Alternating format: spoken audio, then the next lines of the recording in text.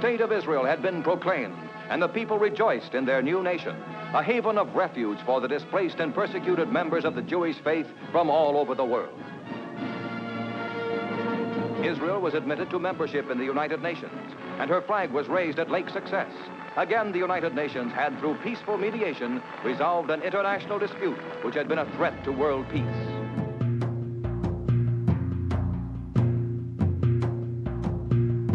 Herzl was writing his ideas about Zionism in the late 19th century.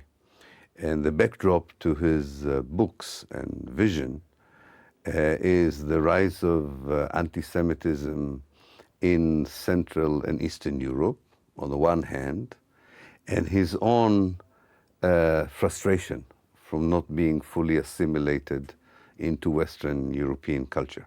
And his solution was to create, instead of a German romantic national movement, where the Jews would not be accepted, he understood that, to create a Jewish romantic national movement. You cannot say it was a monolithic thing.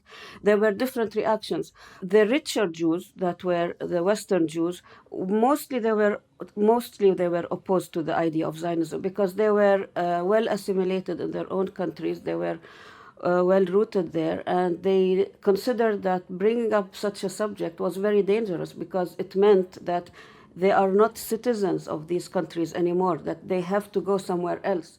But the Dreyfus affair was the one that shocked them, and they started to feel that no matter what we do, no matter how assimilated we get, we are still rejected, we are still not accepted, so we have to find our own place, our own country to go to. Les vrais juifs, c'est-à-dire les vrais judaïsmes, les vraies institutions, organisations des masses, étaient contre le sionisme. Entre les 80 grands rabbins de l'Allemagne, 78 signent qu'il ne veut pas qu'un congrès sioniste anti-juif se déroule sur la terre allemande. Le pauvre Herzl a dû remplacer le congrès dans un casino à balles. Avec tout le respect, un casino à balles, c'est comment c'est un casino à balles? They had different ideas. They didn't choose Palestine immediately. They thought about places like Uganda, Argentina, the United States, Azerbaijan. But we also have to understand that they were pushed by Christian Zionists not to give up on Palestine. And these were very powerful evangelical people, both in the United States, especially in Britain, who really wanted to see the return of the Jews to Palestine.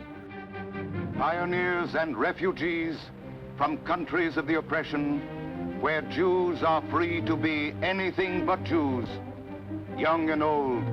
They are going now to a land which accepts them as its own and not merely as strangers to be tolerated. They will drill wells and bring the hidden water, the most precious treasure, out of the depths of the earth. Ça nous ramène au fond dans l'univers mythologique judéo-chrétien à des images très fortes qui parlent à tout le monde, en tout cas en Europe et en Amérique du Nord, à savoir le fait qu'on oppose un juif agriculteur sédentaire à un arabe nomade, tribal, etc. Et donc on oppose le monde civilisé à la barbarie et au monde primitif. Et ça ramène au stéréotype de Abel et Caïn, Abel l'agriculteur sédentaire et Caïn le nomade qui par ailleurs va tuer justement Abel. The Christian Zionist's evangelical dogma is very clear. It believes that the return of the Jews to Palestine signifies the end of time, the second coming of the Messiah, the resurrection of the dead. So for them, the return of the Jews is the first indication that God's will is going to be implemented finally. And in this respect, they always wanted the Jews to come back, or allegedly come back, to an ancient homeland where supposedly the Jews used to live as a nation, even had a state, which of course is all fabrication of history, but that doesn't matter because all national movements fabricate their history. So in this respect, Zionism was not unique. This is the land which God promised to Abraham.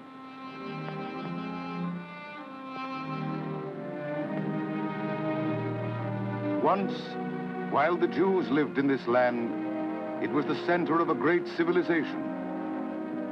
Through the ages, the Jews made pilgrimages to all these places, filled with holy memories, to add their prayers to those of their ancestors, that the scattered children of Israel be gathered again into the shelter of their own homeland. C'est peut-être les choses les plus importantes. Comment transformer une mythologie religieuse en une mythologie historique ou politico-historique? Et pourquoi j'insiste ça? Par exemple, dans les déclarations d'indépendance d'Israël à 47-48, on pose le mythe que le peuple juif était exilé par les Romains au 1er siècle de notre ère. J'ai décidé de chercher des livres de recherche sur l'acte d'exil. Et il n'y a pas eu d'exil. C'est-à-dire, il n'y avait pas un acte d'exil. Les Juifs n'étaient pas exilés. Le judaïsme a commencé à se propager, venir à Rome, etc. Mais les Juifs jamais n'étaient pas exilés de cette terre. Sauf que pour la naissance du sionisme, il fallait cette idée de retour qui est basée sur l'idée d'exil. What Zionism did was two things. One is to transform Judaism from a religion into nationalism. And this is why at the beginning of Zionism, very few Jews agreed to do that. And secondly, they wanted to transform the Jews from people who live in a unique way, a segregated way, into a modern nation. La cristallisation des idées nationales avec un imaginaire raciste, c'est le bon temps de la fin du XIXe siècle. Tout le monde devient malade de nationalisme à cette époque, une chose qui va cheminer vers la Première Guerre mondiale. On ne peut pas comprendre la Première Guerre mondiale sans l'idée nationale. On ne peut pas, répandu partout, on ne peut pas comprendre le sionisme, parce que le sionisme, c'est aussi une imitation de tous les autres nationalismes en Europe.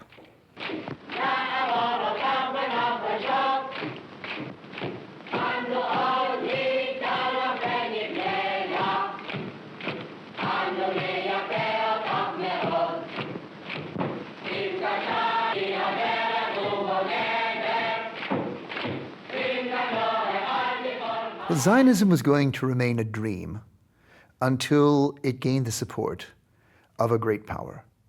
And in that sense, the first support came from great financial power. One thinks about the support that the Montefioris or the Rothschilds gave for the early Aliyot between 1882 and the outbreak of the First World War to sustain a colonization scheme and to encourage the settlement of Jews, mostly from Eastern Europe or from Russia, within the frontiers of what was still an Ottoman territory in Palestine.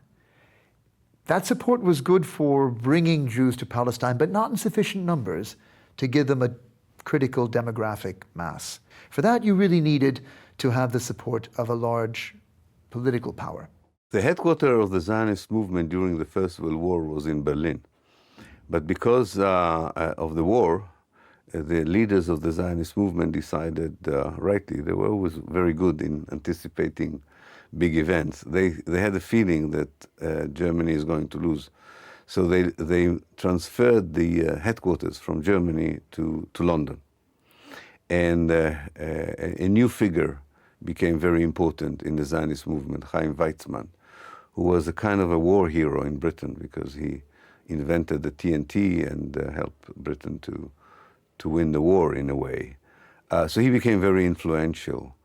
And his friends in the Zionist movement made it very clear that the Zionist movement would look for Britain as the superpower that would help implement the Zionist ideology.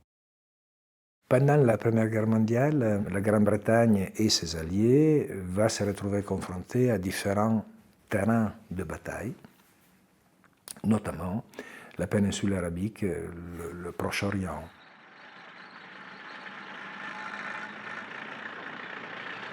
Pour asseoir leurs objectifs impérialistes, les Britanniques ont utilisé diverses stratégies et plusieurs intrigues de palais, en faisant en gros trois promesses contradictoires. Tout d'abord, les accords Hussein-McMahon.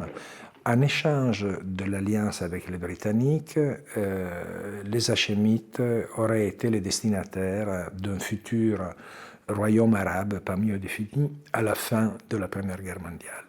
Deuxième négociation secrète, ce sont les célèbres accords Sykes-Picot qui portent sur un partage provisoire, là aussi pas mieux défini, de zones d'influence dans le cadre post-guerre entre France et Angleterre au Proche-Orient. Enfin, c'est la déclaration Balfour où, en gros, le secrétaire d'État aux Affaires étrangères, Lord Balfour, déclare le soutien de l'Angleterre à la création d'un foyer national juif. The British were looking for more funds for the war effort. And so there, the claims of the Zionist movement that they would be able to help fund the war effort was very attractive. That's the context in which the Balfour Declaration, or letter, which is what it is from a legal point of view, was put forward. And it was a letter from Lord Balfour to Lord Rothschild, basically a commitment of the British government to the Zionists to have a Jewish home in Palestine. The wording of the letter is actually very interesting. The letter gives Britain's support for a Jewish home in Palestine, not a Jewish homeland. That it's one thing to allow immigration of Jews into Palestine, and it's a quite different proposition to create a country for those immigrants at the expense of the native populations. The second clause, without prejudice to the civil and religious rights of the native Palestinian Arab population. They're just called non-Jews. And what's interesting there is the omission of the word political rights, so that the religious rights were to be protected, but not the political rights. And that was a careful omission on the part of the drafters. I mean, this was a document that was drafted by a number of different people in the name of Lord Balfour. There was some misconceptions in Britain about Zionism which really helped the Zionist movement. One was a total confusion about the Bolshevik movement and Zionism. Because there were so many Jews in the Bolshevik movement, the British government believed that if it supports the idea of colonizing Palestine for the Jews, it will create a good relationship with the Jews in the Bolshevik movement, which of course was ridiculous because the Bolshevik Jews were anti-Zionist, not pro-Zionist. And the second one is probably less ridiculous, but a bit premature. They believed the Jews had a lot of influence in the United States. And again, it was a bit weird because in 1917, the American Jews were still not Zionists. They did not support the idea of Zionism, which is also a bit anti-Semitic, of course, to assume that the Jews controlled both the new Soviet Union and the United States. But this was always Zionism, always benefited from anti-Semitism, Christian Zionism, and strategic interests.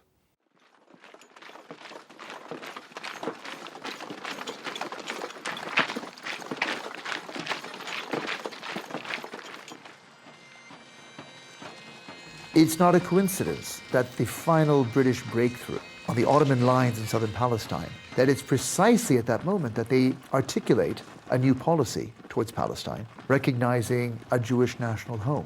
It looks as though Britain was promising Palestine to the Zionist movement.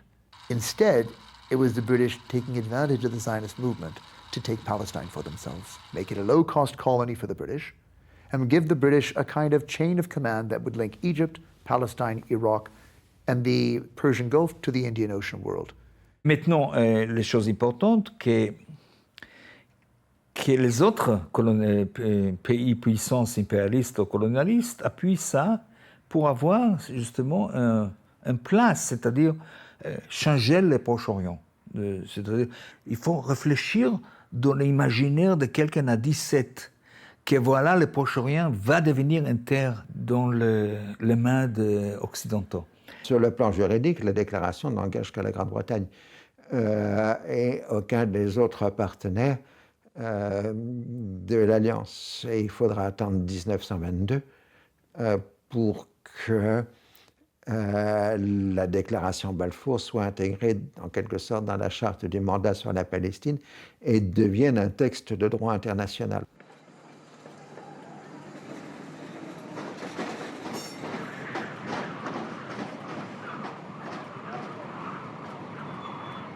À la fin de la Première Guerre mondiale, la création de la Société des Nations est un grand projet d'espoir et de volonté de promouvoir la paix.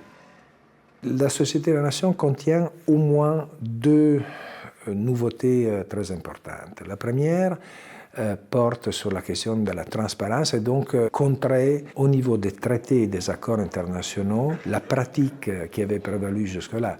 Le deuxième élément très important est la question de l'autodétermination des peuples libres.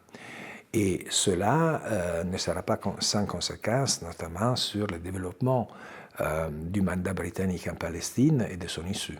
Britain and France became the new rulers of the Middle East after the defeat of the Ottoman Empire. And they wanted to divide between themselves the Ottoman provinces of the Arab world. There were two issues for them. One, there was an Arab national movement that wanted to create a united Arab republic all over the Arab world. And this is something Britain and France could not allow. They were afraid of a united Arab force. And they had a problem with the Americans until Wilson disappeared, that the Americans demanded that the right of self-determination for people would be respected. So they find a compromise, the mandate system. They convinced the Americans and some local Arab leaders that it would be better to divide the Arab world into states rather than to have one united Arab republic. So they forced upon them a map, a new map, the map more or less that we know today, of Syria, Iraq, Jordan, and so on. Mandates were, as framed by the League of Nations, meant to be projects of limited duration. But as conceived by the imperial powers, they were meant to be a part of the extension of the imperial network through a new form of imperialism, a new notion of colonialism.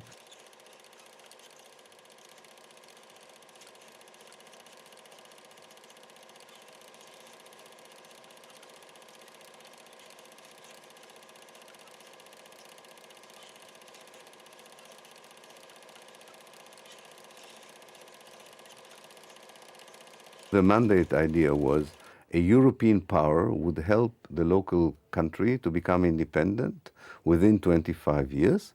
And after 25 years, there will be democratic elections, and the people would decide what kind of a state they want. Now, if you take the Balfour Declaration out of the charter, it means that the people of Palestine, after 25 years, had the right to decide what kind of a Palestine they would have. The Jews in 1917 were 10% of the population, so it's very clear what a democratic choice of the people of Palestine would be.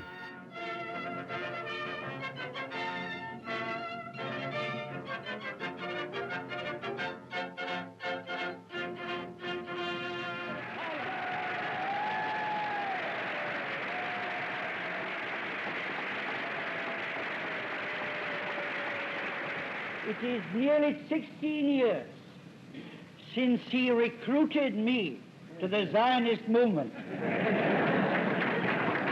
Chaim Weizmann was very instrumental in convincing Louis George at that time to have Samuel, who was a committed Zionist, to be the first High Commissioner. The importance of choosing somebody like Samuel in those circumstances is that it was up to him to make the Balfour Declaration mean whatever it was going to mean. Everything he did on the ground, like the immigration laws and the land transfer laws and the settling, would transform this country into a Jewish state in the end. Il faut comprendre une chose avec ce processus sioniste. Entre 1880 jusqu'en 1924, 23-24, il y a 2,5 millions de Juifs, de peuples yiddish surtout, qui font leur émigration vers l'Ouest. Il s'arrête en Allemagne, on les pousse plus loin. Il s'arrête en France, on les pousse plus loin. Il s'arrête à Londres, on les pousse plus loin. Ils arrivent à la fin à San Francisco. Face à 2,5 millions, il y a quelque chose comme à peine, si vous voulez, 100 000 qui décident de faire l'émigration ici, sur cette terre de Palestine. C'est-à-dire la présence sioniste chez les Juifs est très faible. Maintenant, pourquoi 24 ? Parce qu'à 24, il y a une vague anti-juif et anti-immigratoire en États-Unis très fort. Et la loi de Johnson décide, on coupe l'immigration. Et commence plus l'immigration, la colonisation ici, sur cette terre de Palestine. Alors tout va se transformer à partir de 1933 à cause de l'avènement d'Hitler au pouvoir qui enclenche cette fois-ci une immigration relativement massive, il s'agit de 40-50 000 personnes par an, vers la Palestine. Et là, vous avez un sentiment que les rapports des populations, les rapports numériques des populations, sont en train de se modifier radicalement en faveur du mouvement sioniste. And the Palestinians began a series of an anti-colonialist struggle against both Britain and the Zionist movement. The first wave of struggle was 1919, already 2 years after the Balfour Declaration, then 1920, 21, 29, of course, was the more major attempt to struggle against this idea that Palestinians have no say in the future. And 29, at least the 1929 events convinced the British that they have to start consulting the Palestinians. And when they start to consult the Palestinians and the Zionists at the same time, they have no way out of it. And I think that already in 1929 it was very clear Britain cannot solve the problem that it had created. The main case of the Arabs is against the British government's policy in Palestine. A policy which, if continued, will surely have as a result the replacement of the Arabs by the Jews. This policy is not only contrary to the pledge given by His Britannic Majesty's government to the late King Hussein in the year 1915 for the establishment of a completely independent state, but is also not in accordance with the fourth point of President Wilson's 14 points calling for the self-determination of all people. The Arabs, who decided on a general and a complete strike until the total and immediate stoppage of Jewish emigration is brought about and until the government introduces an essential change in its present policy. In Jerusalem, the state of tension continues. Terrorism has caused a number of deaths already, and at Arab meetings, agitators whip up the old race animosity. British police search wayfarers for arms. Under police protection, Jewish families are moved from the old quarters of Jerusalem to districts where they are less likely to be molested. And the British soldier in his tin hat helps too.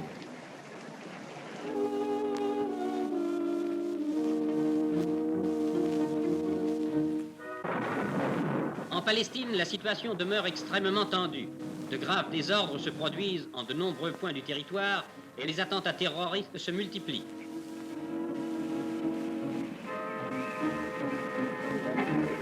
Envoyés d'urgence pour rétablir l'ordre, de nouvelles forces de police anglaises débarquent à Jaffa.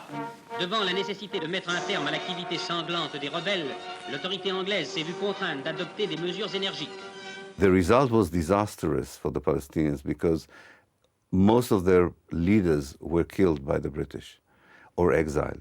And when 48 would come, they would be without proper leadership. From a Zionist perspective, they understood that if they want to take Palestine, they have to do it by force, and they will have to transfer the Palestinians. This is the time when the leader of the Zionist movement, David Ben-Gurion, talks openly about the need to expel the Palestinians if you want to create a Jewish state, and for that you need military force. Questions have been asked in Parliament about the arming of Jewish supernumeraries. Well, here is a detachment of men who have been trained to reinforce the military in the protection of their homes. Trenches have been dug around the Jewish colonies. Police and supernumeraries are ready to man them at a moment's notice. Arabs convicted of crimes or offences against authority are kept in concentration camps behind barbed wire. Strictly guarded, they are put to breaking stones for road making. In the unhappy state of Palestine, these camps are inevitable. After the abandonment of rebellion, justice may be tempered with mercy. En 1938, 15 à 20% de l'armée britannique dans le monde se trouve en Palestine pour écraser la révolte palestinienne. C'est-à-dire qu'au moment de Munich, un soldat britannique sur 5 se trouve en Palestine, ce qui est tout à fait inacceptable. Et à partir du moment où on s'oriente vers une guerre en Europe, les Britanniques gèlent la situation en Palestine par le livre blanc de 1939 qui limite et puis interdit l'immigration juive en Palestine.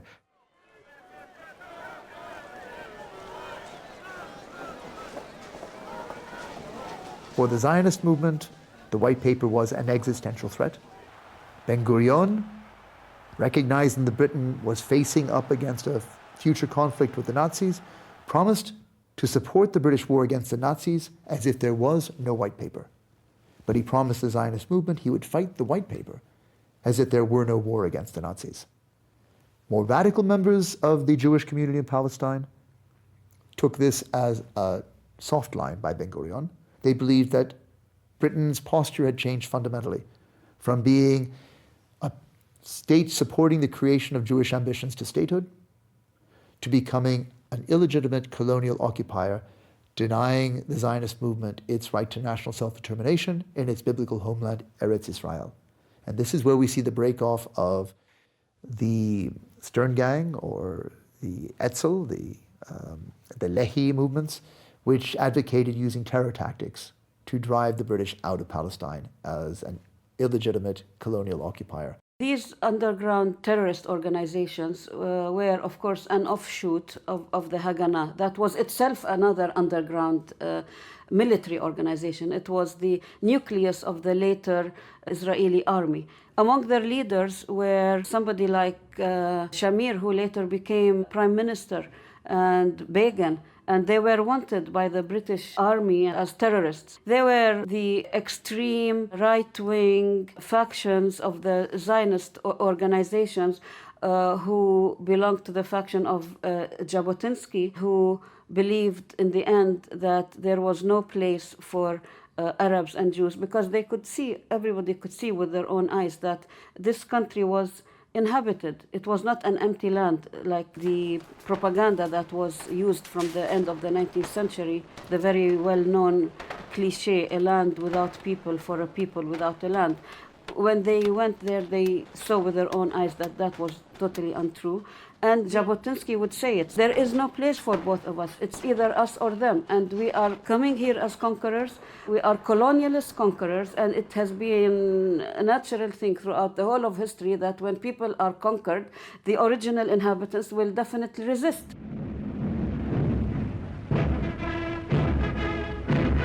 La liberté de la Méditerranée est indispensable à la sécurité des routes maritimes qui relient la Grande-Bretagne à son empire colonial.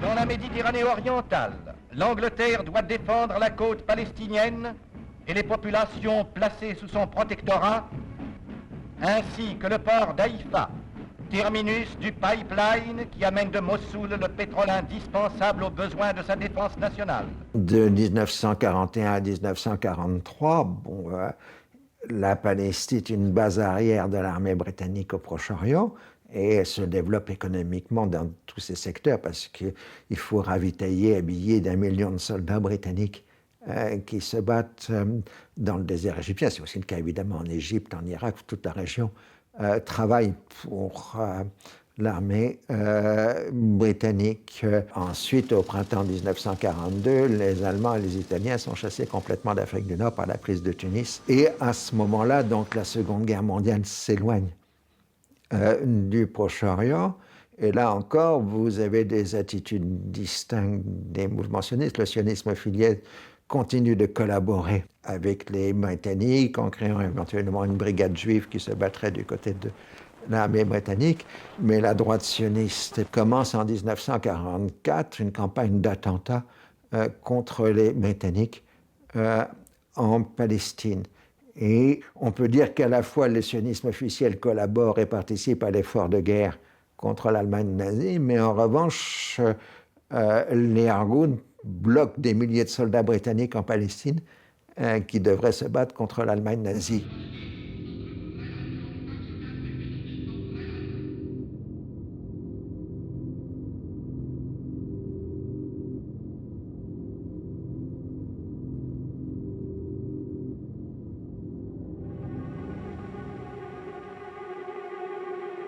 It was in the spring of 1945, but we'll never forget it. We saw liberty. It was the doors opening up for the first time in many years. You heard those voices in a dozen different languages saying, "We have waited so long for you to come." The leadership of the Zionist movement understood that Britain and France are declining, and that if they want this colonialist project of Zionism to succeed, they need not only do they have to fight Britain because they don't have the same interests, they need someone else to take over as a supporter. And that's when they started to understand the importance of the American Zionist community, the Jewish community, and also the Christian Zionist community in America. The lives of 5 million Jews have proved to the world what the Jewish problem means. You don't have today to preach Zionism or to read Herzl and Pinsker and Hesse nach Adam. You just have to say 5 million Jews massacred in Europe because of the homelessness of the Jewish people. We have certainly the right to demand that the world shouldn't wait for a second lesson of this kind till it will implement the principle which was recognized even formally and internationally to give Palestine to the Jewish people as a real national home. L'Irgun ne désarme pas. Voici les vues prises 7 minutes après l'attentat qui, au Goldsmith de Jérusalem, coûta la vie à une trentaine de Britanniques. Devant la recrudescence des attentats de toutes sortes, 48 en un mois, les autorités britanniques ont décrété la loi martiale dans les 5 parties les plus populeuses de la Palestine juive. Mr. Ben Gurion's house in Tel Aviv was the scene of the recent meeting of the Jewish Agency Executive. Among the leaders of official Zionism, Dr. Moshe Sneh, formerly chief of the Haganah, and Mrs. Golda Meyerson, head of the political bureau. Mr. Ben Gurion, chairman of the executive, leads them into his study for the meeting. Although condemning terrorism, the executive decided not to participate in any government or army campaign against the terrorists. These attacks sapped the will of the British to try and continue to impose their authority on a Palestine over which they were increasingly losing control. The coasts were flooded with ships of displaced Jews from Europe that were organized by the Zionist agents to try and bring survivors of the Holocaust to Palestine to raise their numbers. And the British were no longer in a position to drive back these ships of Europe's miserable and dispossessed, which gave them a very bad reputation in the international community. Here they were turning back the survivors of the Holocaust at the gates of Palestine. And in the end, the British found that they had no solution to the rival and incompatible nationalisms, Palestinian and Jewish, and they handed over the dossier to the new United Nations, the successor to the League of Nations.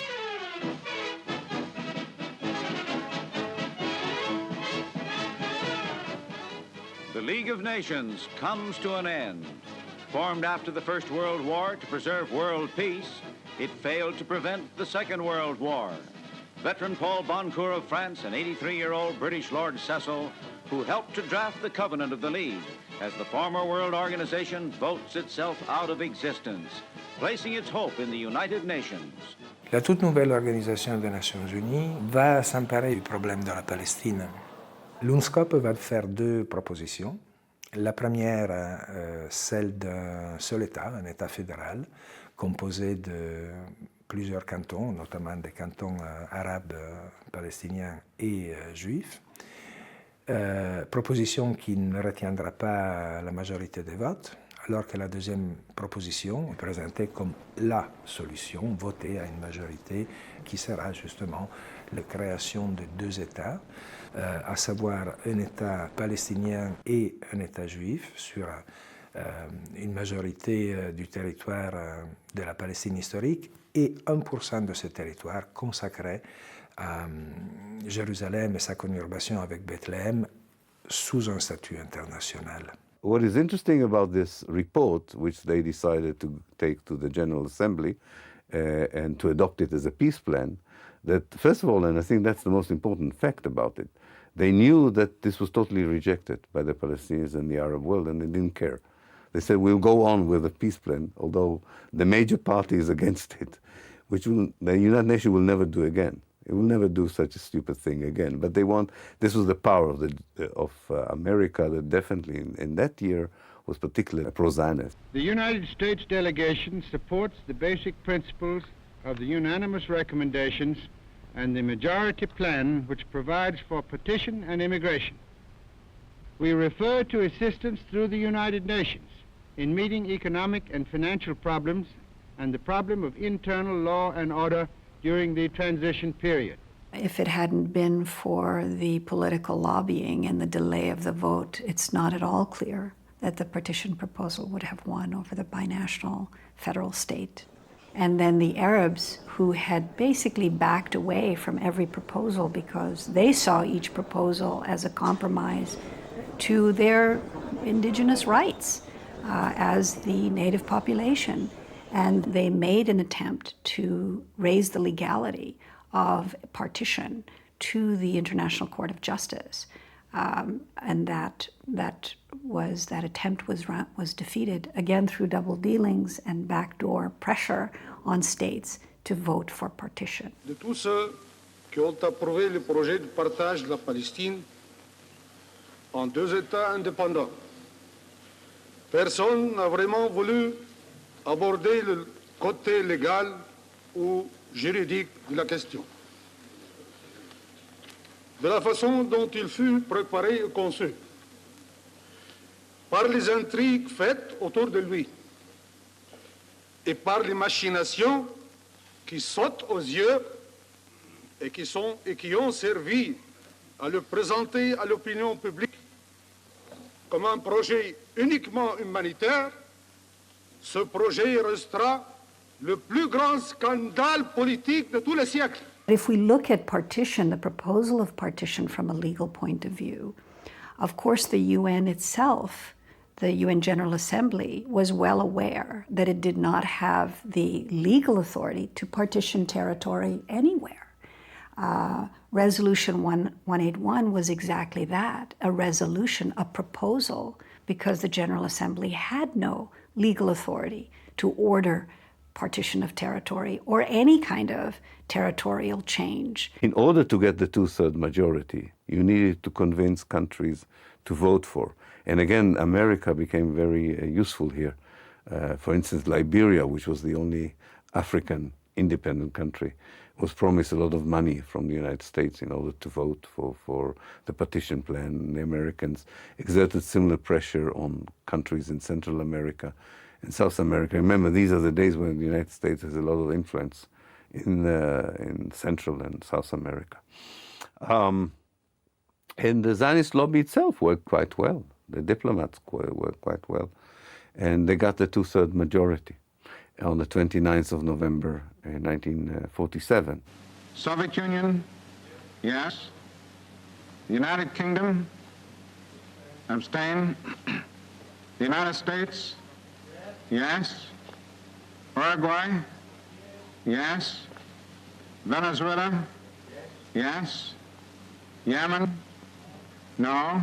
Quand on regarde les votes à l'ONU, le clivage est particulièrement net entre ceux qui sont favorables à l'État juif et qui sont en général des pays de culture chrétienne, et ceux qui le refusent, qui sont des pays non chrétiens, à l'exception de quelques États sud-américains qui sont opposés au plan de partage. The resolution of the DUC Committee for Palestine was adopted by 33 votes, 13 against, 10 abstentions. Je crois que la route vers la décision de 1947 était composée avec certaines mauvaises consciences. Si vous voulez, entre 1945 et 1948, pèse dans les consciences de tous les Occidentaux le double fait que, premièrement, que c'était atroce les souffrances des Juifs durant la Deuxième Guerre mondiale, ça c'est une chose, Et deuxième chose, c'était qu'est-ce qu'on va faire avec tous ces réfugiés de Pologne, de Hongrie, d'ailleurs qui sont en Allemagne dans les camps. Les États-Unis ne veulent pas les recevoir chez eux.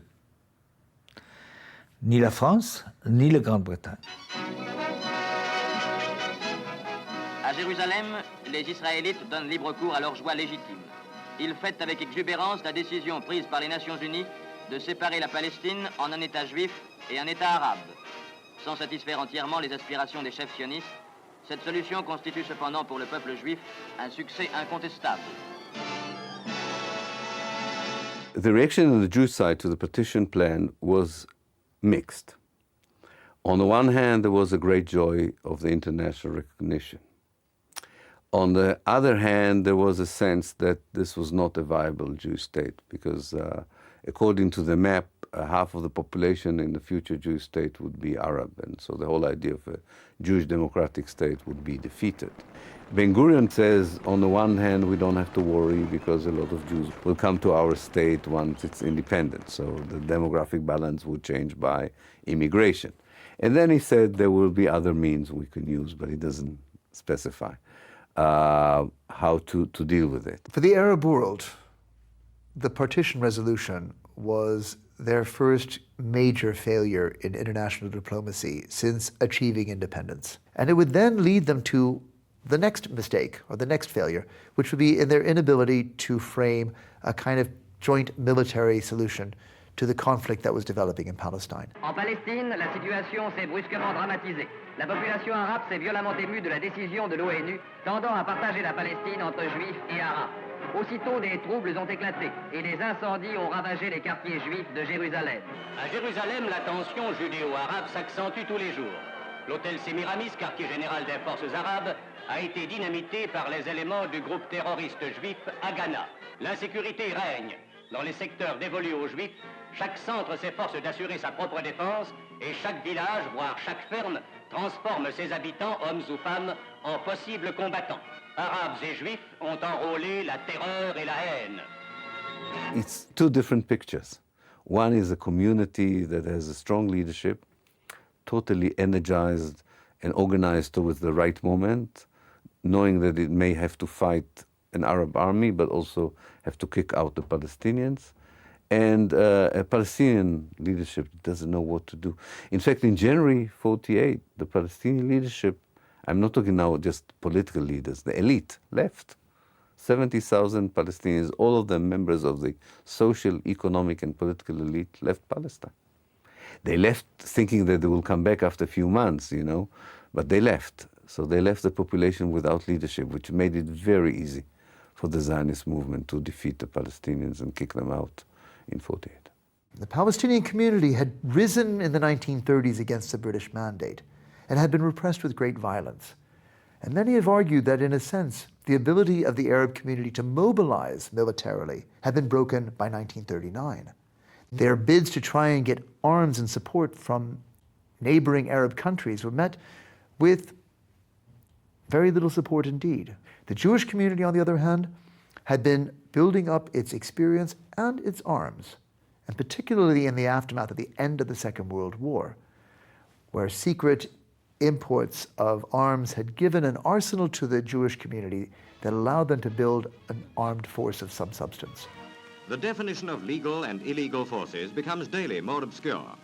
Haganah, the force first legally raised for the defense of Jewish settlements, appears to function hand in glove with Irgun Tzvai Leumi, the outlawed terrorist army. Full-scale training is underway in a score of camps throughout the country. There is no shortage of arms nor ammunition, though under the British mandate, possession of arms calls for the death penalty.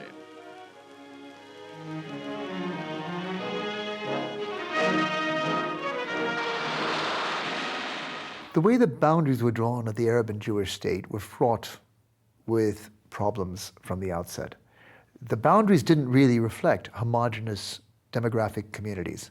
There were large numbers of Arab living within the territory allocated to the Jewish state.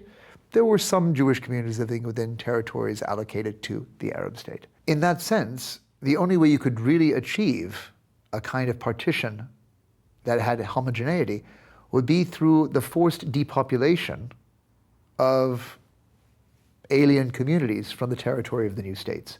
And it comes far closer to the modern concept of ethnic cleansing, the idea that through force of arms, you will depopulate those who do not conform to your ethnicity or your community and make them live outside the boundaries of their own home and homeland. Vous avez des myriades d'événements, des situations très différentes selon les régions et selon les moments en Palestine. D'où la difficulté d'énoncer s'il y a eu politique coordonnée d'expulsion. Mais si on peut discuter les conditions de l'expulsion, il est indiscutable que dès le départ, les conditions du retour ont été interdites. C'est-à-dire que la politique, coordonnée, volontaire, décidée par le gouvernement israélien de l'époque, a été de détruire les villages à la dynamite, de brûler les récoltes et de tirer à vue sur toute personne cherchant à revenir. Out of the 650 villages that were in what became Israel, only 150 villages remained. So about 500 were expelled.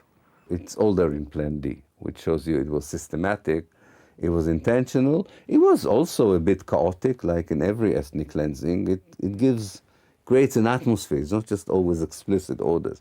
The soldiers on the ground know what they have to do. And the British explain to them what they will do. They will try and convince the population to leave without fight. And the Zionist movement says, fine, if they leave without fight, that's okay as well, as long as they leave. And so the British play a horrible role in helping the Zionist movement to empty the Palestinian towns from its native population. Great Britain's battle-scarred mandate in Palestine ended on May 15, 1948. Here, evacuating British troops salute Sir Alan Cunningham, the last foreign governor Israel was to see. At Lida Airport, General Cunningham bids goodbye to an assignment often fraught with bloody combat. And homebound British troops are glad to pull out of what they called a sticky situation. Two things happened. One, every British officer decided according to his own agenda who to give the authority. Most of them were pro-Zionists, some of them were pro-Arabs. We're trying to give it also to Arabs, but the vast majority gave it to the Jews. But even the pro-Arabs found out that there's no one to give it to. There was not an established political structure as was on the Zionist side. And therefore, the mandatory state was more or less transferred to Zionist hands immediately. All the important centers of the state, customs, police, telephone, airports, ports, everything fell into Zionist hands instantly. On May 14, 1948, the new government headed by David Ben-Gurion is installed in Tel Aviv. Thus, for the first time since the Roman legion destroyed Jerusalem in the year 70 AD, the Jewish people have a nation of their own. Traversant Amman, la capitale transjordanienne, les armées irakiennes se sont mises en marche pour porter secours à leurs frères de race aux prises avec les Juifs. L'armée transjordanienne a franchi le Jourdain et a vu un jour se découper sur l'horizon les murailles de Jérusalem. The Arabs went to war with Israel not as a unified body surrounding the Jewish state, but as individual disorganized fronts. The Israelis found very easy to contain and defeat.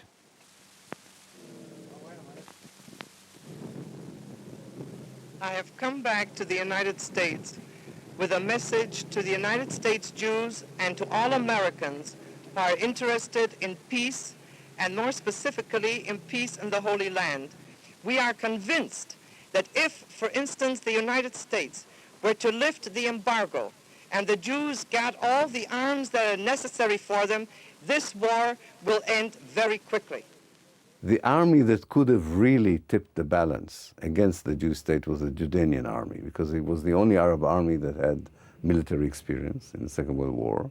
It was run by British officers, so they had, and it was quite well equipped in a way. But the Jordanians had a secret agreement with the Jewish leadership that in return for not interfering properly in Palestine, they would be allowed to annex parts of Palestine to Jordan. En Palestine, les combats ont repris entre troupes arabes et juives. Malgré l'intervention de l'aviation égyptienne, les forces israéliennes ont réussi à occuper les principaux points d'appui du désert de Negev dans le sud de la Palestine, et notamment celui de Beersheba, sur la route d'Égypte et de Jérusalem. Une nouvelle fois, les spectacles pitoyables de la guerre se retrouvent sur cette terre qui fut pourtant le centre de la grande espérance des hommes. Et le monde cherche en vain une solution raisonnable au problème palestinien.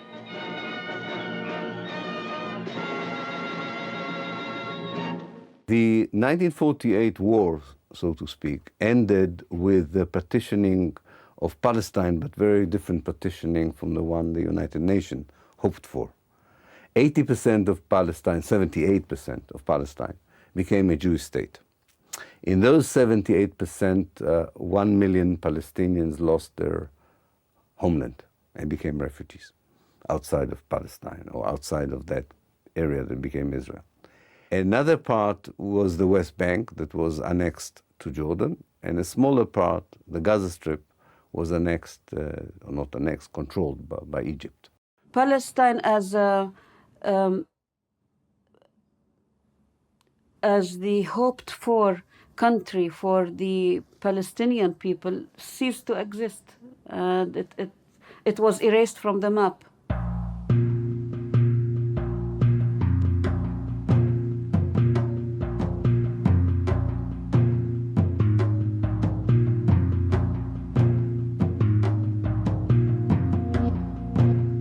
C'est à travers l'écriture de l'histoire de cette guerre et de ses conséquences, mais aussi des mémoires que l'histoire officielle a souvent écartées, qu'il faudra trouver un terrain d'entente. Une partie de la résolution du conflit passe par la négociation de ce rapport au passé, de cette histoire et de ces mémoires, un savant dosage qui doit faire la part entre ce qu'il faut rappeler et ce qu'il faut oublier.